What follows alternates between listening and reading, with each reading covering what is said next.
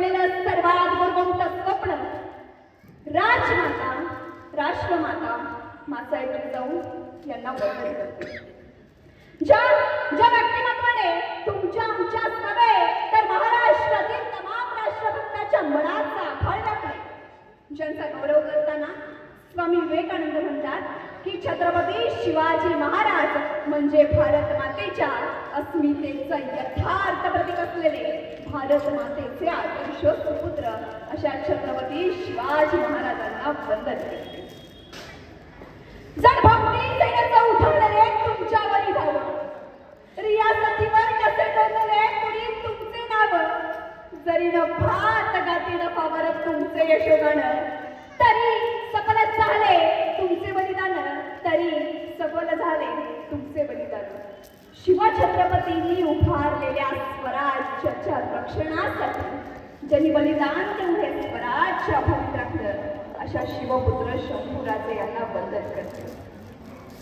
ज्या राजाने शिवछत्रपतींनी निर्माण केलेल्या स्वराज्याचा साम्राज्यात विस्तार केला त्या शंभूपुत्र शाहू महाराज यांना वंदन करते. स्त्री म्हणजे फक्त चुलीचा कारभार नव्हे, ती जर पेटली तर दिल्लीचा दरबार उद्ध्वस्त करू शकते आणि तो ज्या 14 मिनिटं केला त्या महाराणी ताराराणी सरकार आणि महाराणी येसूबाई राणी सरकार यांना वंदन करते.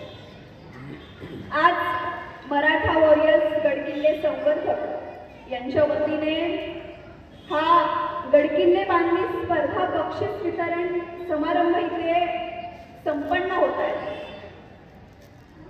पहिली गोष्ट म्हणजे प्रश्न हा पडतो की आपण सगळेजण दिवाळीमध्ये किल्ले बांधतो. दिवाळीतच आपण किल्ले का बांधतो?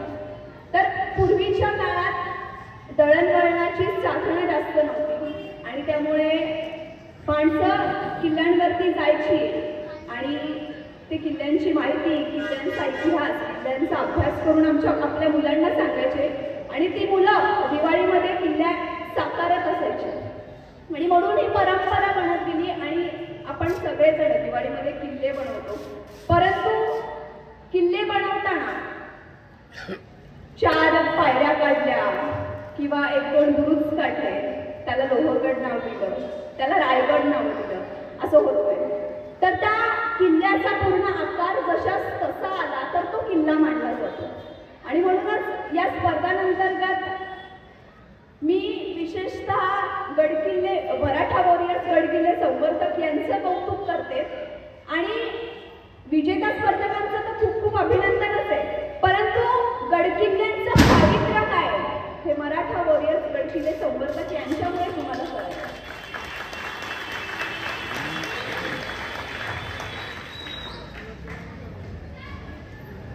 गडकिल्ले म्हणजे शिवाजी महाराज, संभाजी महाराज आणि शाहू महाराज यांच्या इतिहासाची साक्ष देणारे जिवंत पुरावे आहेत. जर हे गडकिल्लेच राहिले नाही तर उद्या रामायण घडले की काय चालून विचारतील खरंच छत्रपती शिवाजी महाराज जन्माला आले होते.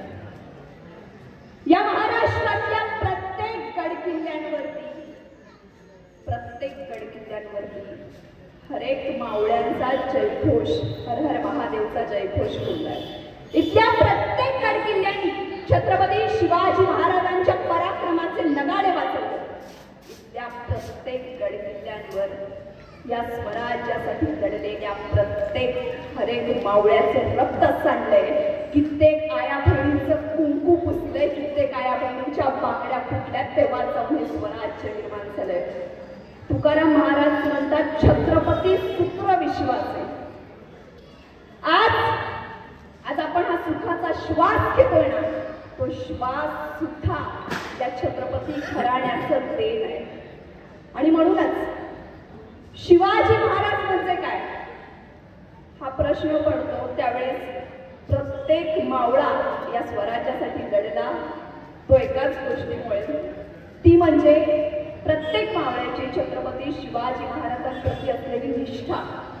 आज आपण एखादी संघटना उभारली, त्याच्यामध्ये अध्यक्ष पदासाठी किंवा श्रेयवादासाठी आपण भांडत असतो, परंतु छत्रपती शिवाजी महाराजांच्या काळात हे असं नव्हतं. या मावळ्यांची शिवाजी महाराजांप्रती निष्ठा होती आणि म्हणूनच निष्ठेचा प्रसंग मी तुमच्या समोर एक सादर करते जो मला भावलेला आहे. महाराज तक्षिण दिग्विजयाला निघाले, गोवळकोंड्याला निघाले. महाराज पालखीत मागं पुढं सैन्य. अचानक महाराजांची पालखी थांबली. महाराजांना काही कळेना. पालखीचा पट्टा सरकला. समोर बघितलं रखरखत रडरडत वळवटत म्हणजे गोवळकोंडा अजून पोहोचू दूर. मग पालखी का थांबा? महाराजांनी शिलेदाराला विचारलं, पालखी थांबवायचं प्रयोजन? तसा शिलेदार म्हणाला, महाराज गोवळकोंड्याचे बादशाह कुतुबशाह स्वतः जातीने आले. महाराजांना आश्चर्य वाटलं. गोवळकोंडा अजून पोहोचून मग बादशाह इथं. महाराज पालखीतनं खाली उतरले. समोर बघितला गोवळकोंड्याचा बादशाह कुतुबशाह. महाराज नजदीक गेले, गळा भेट घेतली आणि महाराज म्हणाले, बादशाहजी आपण इथं? तसा गोवळकोंड्याचा बादशाह महाराजांना म्हणाला, महाराज महाराष्ट्राचा जाणता राजा आमच्या मातीत येतोय. त्याची पावलं आमच्या मातीला लागण्या अगोदर त्याची पायधूळ आमच्या मस्तकाला लागावी म्हणून इथपर्यंत आलाय महाराज. अरे कोण गौरव माझ्या राजाचा. एवढंच नाही तर त्या गोवळकोंड्याच्या बादशाने महाराजांची पालखी स्वतःच्या खांद्यावर घेतली आणि वाजत गाजत स्वतःच्या राजधानीत घेतला. आगत स्वागत सत्कार सोहळा झाला आणि गोवळकोंड्याचा बादशाह महाराजांना आपला ऐश्वर्य सामर्थ्य संपत्ती दाखवत निघाला. महाराज ही आमची अस्त्रशाळा, इथे नाना प्रकारची अस्त्र तयार केली जातात. महाराज बघत राहिले, महाराज ही आमची शस्त्रशाळा, इथे नाना प्रकारची शस्त्र तयार केली जातात. महाराज बघत राहिले, महाराज ही आमची अश्वशाळा, इथे जातीवंत घोड्यांची पैदास केली जाते. महाराज बघत राहिले आणि महाराज ही आमची हत्तीशाळा, हजारोंच्या आघाडीमध्ये असलेले बलाढ्य आणि बुलंद हत्ती नजरेत मावत होते. महाराज भारावले भारावले पुढचे भारावले आणि महाराजांची ती भारावली नजर बघून गोवळकोंड्याचा बादशाह महाराजांना म्हणाला, महाराज आपल्याकडे सुद्धा आमच्यासारखे असे हत्ती असतीलच की. आता महाराजांना काय सांगावं कळेल. तुमच्या या सह्याद्रीच्या निकट दऱ्याखोऱ्यात हत्तीसारखे प्राणी नाही, हत्तीसारख्या उजड प्राण्याला स्थान नाही. पण सांगावं कसं? मात्र गोवळकोंड्याचा बादशाह विचारतो, महाराज तुमच्याकडे सुद्धा आमच्यासारखे असे हत्ती असतीलच. महाराज म्हणाले, बादशाहजी आमच्याकडे तुमच्यासारखे असे हत्ती नाही, मात्र हत्तीसारखे माणसं देखील आहेत. तसा गोवळकोंड्याचा बादशाह म्हणाला, महाराज आपल्याकडे आमच्यासारखे असे हत्ती नाही, मात्र हत्तीसारखी माणसं देखील आहेत. मग महाराज त्या हत्तीसारख्या माणसातला एखादा माणूस येताना सोबत आणलाय का? महाराजांच्या बाजूला येसाचे कंक उभे होते. महाराजांनी येसाजींच्या पाठीवर थाप टाकली आणि महाराज म्हणाले, हा त्यातलाच आहे. तसा गोवळकोंड्याचा बादशाह म्हणाला, हा येसाजी हत्तीसारखा, हत्तीच्या ताकदीचा. मग महाराज तुमचा हा येसाजी आमच्या एखाद्या हत्तीशी झुंज करेल. तसे येसाजी सरदेशी पुढे झाले. आज्ञा द्यावी महाराज. महाराजांची आज्ञा घेतली. येसाजी रणांगणात होते. सम्राट बलाढ्य मुलांना ते सावल्याला नजरकंचीला भेटू लागली. माणसांचा कांठाळा बसला. नको नको मरशील तुझा. पण येसाजी रणांगणात उतरले होते. हत्तीचा सामना करण्यात तयार होते. हत्तीचा चित्कार झाला. सोडले येसाजी अडकले. गरगर गरगर निघली डोळे माणसाने संपले. येसाजी पण नाही. त्यावेळेस युद्ध संपलं नव्हतं. येसाजी त्या सोंडेतून निघाले होते. समशेर तापले होते. संपत्तीशी वार झाला होता. एक बेभान भयानक चित्कार घुमला होता आणि सोंड छाटला हत्ती ढासळला होता. महाराष्ट्राच्या हत्तीनं कर्नाटकच्या हत्तीचा पराभव केला.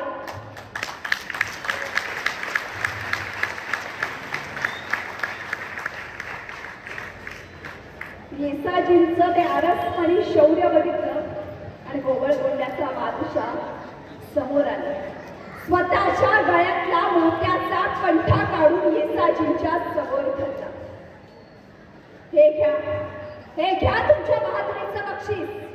तसे येसाजी सरदेशी मागे झाले आणि त्या गोवळकोंड्याच्या बादशाहाला म्हणाले, आमचं कौतुक करायला आमचे महाराज समर्थ आहेत. दुसऱ्यांच्या कौतुकाची थाप मावळ्यांनी स्वतःच्या पाठीवर पडू देत नाही. निष्ठा आपल्या मावळ्यांची छत्रपती शिवाजी महाराजांप्रती होती, म्हणून हे स्वराज्य निर्माण झाले. आज 10 नोव्हेंबर 1659 शिवप्रताप दिन आहे. आपल्याला माहिती आहे शिवाजी महाराजांनी प्रतापगडच्या पायथ्याला अफजल खानाचा वध केला. हा प्रसंग सगळ्यांना माहिती आहे, परंतु यातून शिकायला काय मिळतं? संकट आणि काळाचा अफजल हातात कट्ट्यार घेऊन पाठीवर वरमे खाऊ घालण्यासाठी नेहमीच तयार असतो. आपण तत्पूर्वीच नियोजनाचं चिलखत होतो आणि वाघनक्या होतो. त्याच्याच छताडावर यशाची मुहूर्तमेढ ठेवायची. आज इथे दिवा शहरमध्ये मराठा वॉरियर्स गडकिल्ले संवर्धक यांच्या मार्फत, राहुल दादा खैर यांच्या मार्फत महाराष्ट्रातील प्रत्येक गडकिल्ल्यांवरती मोहिमा राबवल्या जातात. खरं तर महाराष्ट्राची ओळख ही छत्रपती शिवाजी महाराजांमुळे आणि छत्रपती शिवाजी महाराजांचे प्राण, छत्रपती शिवाजी महाराजांचे पुरावे हे आपले गडकोट आहेत. त्या रायगडावर सुद्धा लिहिलेले आहे, जोवर चंद्र सूर्य तारे असतील तोवर छत्रपती शिवाजी महाराज आणि संभाजी महाराजांचं नाव अजरामर राहील. गडकिल्ले ही काळाची गरज आहे. गडकिल्ले जपणं ही काळाची गरज आहे. मराठा वॉरियर्स गडकिल्ले संवर्धकांमार्फत गडकोटांचं संवर्धन केलं जातं. गडकिल्ले वाचवले जातात, अर्थात महाराष्ट्र वाचवला जातो. त्याबद्दल त्यांचे खूप खूप कौतुक करते. आणि मी ते आपल्याला सगळ्यांना उत्सुकताच लागली असेल, वेळ फार कमी आहे, बोलण्यासारखं खूप आहे. इतिहास आजन्म संपत नाही, परंतु आज इथे प्रत्येकाला बक्षीस घ्यायचंय. मगाशीच राहुल दादा बोलले की 104 प्रमाणपत्र तुम्हाला द्यायचे, तर मी जाता जाता फक्त रायगडावरचं एक काव्य सादर करते.